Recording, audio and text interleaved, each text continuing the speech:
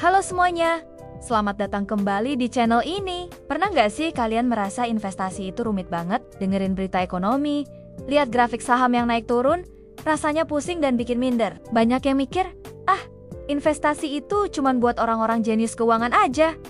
Nah, kalau kamu pernah berpikir begitu, video ini khusus buat kamu. Hari ini, saya akan bocorkan sebuah rahasia besar. Gimana caranya? Jadi pemenang dalam investasi jangka panjang, tanpa harus jadi yang paling pintar di ruangan. Penasaran? Yuk, kita mulai. Bayangin deh, ada dua orang investor. Sebut saja Budi dan Ani. Budi ini pintar banget, lulusan terbaik, setiap hari baca laporan keuangan, nonton berita bisnis, dan terus-terusan coba tebak kapan waktu terbaik buat beli atau jual saham. Keren kan? Sementara itu, Ani pendekatannya lebih santai. Dia nggak koba-koba jadi peramal pasar. Dia cuma pilih beberapa perusahaan bagus yang dia pahami, terus rutin nabung saham di sana setiap bulan.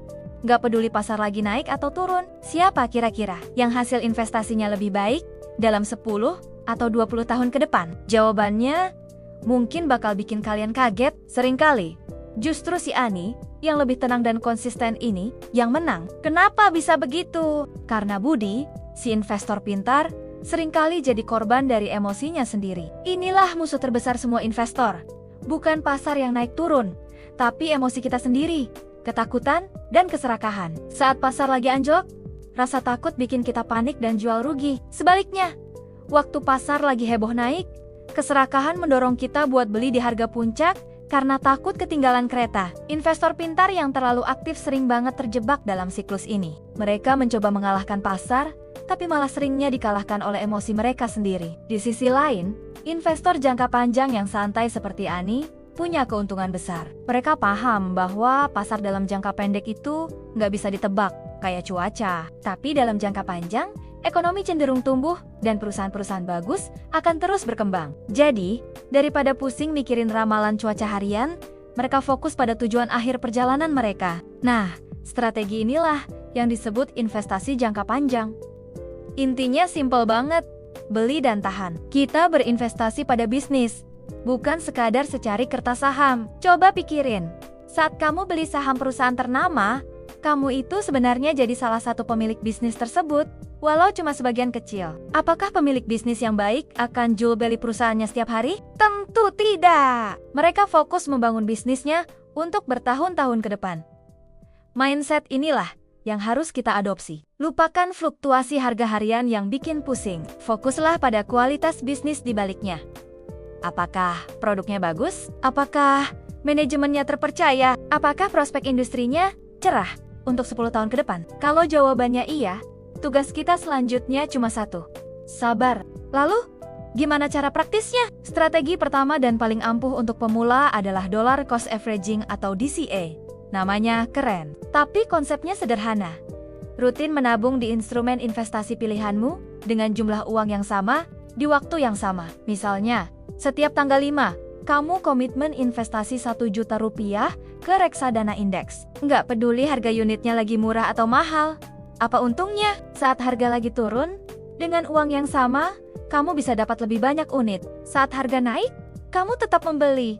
Jadi nggak ketinggalan momentum. DCA ini secara otomatis memaksa kita untuk beli lebih banyak saat murah dan beli lebih sedikit saat mahal. Ini adalah cara super efektif untuk menghilangkan emosi dan tebak-tebakan dari proses investasi. Kamu nggak perlu pusing mikirin kapan waktu yang tepat, karena setiap waktu adalah waktu yang tepat untuk menabung. Selanjutnya, pilihlah kendaraan investasi yang tepat. Buat kamu yang nggak mau pusing analisis saham satu persatu, reksadana indeks bisa jadi pilihan terbaik. Apa itu reksadana indeks? Bayangin, kamu beli satu keranjang yang isinya adalah saham-saham terbaik di bursa. Misalnya 30 atau 45 saham unggulan sekaligus. Jadi, daripada bertaruh pada satu perusahaan, kamu menyebar risikomu ke banyak perusahaan bagus. Kalau satu perusahaan performanya kurang baik, masih ada puluhan lainnya yang menopang.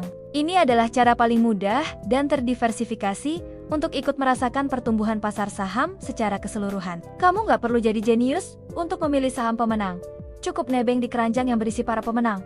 Simple kan? Kunci selanjutnya adalah diversifikasi. Jangan taruh semua telurmu dalam satu keranjang. Meskipun kamu sudah investasi di reksadana indeks yang isinya banyak saham, kamu juga bisa melakukan diversifikasi lebih lanjut. Misalnya, selain di pasar saham, kamu juga bisa alokasikan sebagian kecil portofoliomu ke instrumen lain seperti obligasi pemerintah atau emas. Tujuannya apa? Instrumen yang berbeda ini seringkali bergerak dengan arah yang tidak sama. Saat pasar saham mungkin lagi lesu, harga emas atau obligasi bisa jadi malah stabil atau naik. Dan sebaliknya, ini akan membantu portofolio kamu jadi lebih tahan banting terhadap guncangan di salah satu jenis aset. Ingat, tujuan kita bukan mencari keuntungan maksimal dalam waktu singkat, tapi membangun kekayaan secara stabil dan aman dalam jangka panjang. Sekarang, mari kita bicara tentang kekuatan super dalam investasi. Bunga majemuk atau compound interest. Albert Einstein pernah menyebutnya sebagai keajaiban dunia ke-8. Begini cara kerjanya. Keuntungan dari investasimu akan menghasilkan keuntungan lagi. Ini seperti bola salju yang menggelinding dari atas bukit. Awalnya kecil, tapi semakin lama menggelinding, semakin besar dan cepat bola saljunya. Waktu adalah bahan bakar utama dari bunga majemuk. Semakin dini kamu memulai, semakin lama uangmu punya waktu untuk bekerja dan beranak pinak. Inilah kenapa seorang anak muda yang mulai investasi dengan nominal kecil bisa punya hasil akhir yang jauh lebih besar daripada orang yang lebih tua yang mulai investasi dengan nominal besar tapi terlambat. Jadi, jangan pernah meremehkan kekuatan waktu dan konsistensi. Jangan tunda lagi, mulailah sekarang, sekecil apapun itu. Jadi, kesimpulannya apa? Menjadi investor sukses dalam jangka panjang itu bukan soal adu pintar, tapi adu sabar dan adu disiplin. Strategi menang itu membosankan, dan itu bagus. Strategi yang membosankan tidak akan membuatmu panik saat pasar bergejolak. Cukup terapkan 3 hal sederhana. Pertama, rutin menabung dengan metode dollar cost averaging. Kedua, pilih instrumen yang terdiversifikasi seperti reksadana indeks. Dan ketiga, yang paling penting, bersabarlah dan biarkan keajaiban bunga majemuk bekerja untukmu selama bertahun-tahun.